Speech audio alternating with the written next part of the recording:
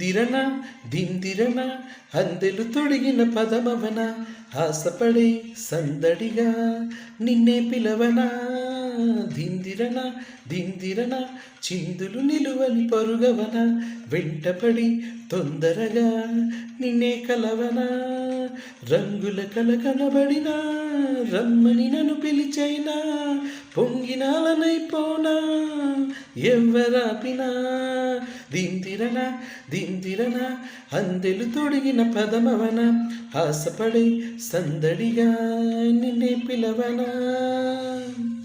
Uppalapati Venkata Suryanarayana Prabhas Raju, known mononymously as Prabhas, is an Indian actor who predominantly works in Telugu cinema.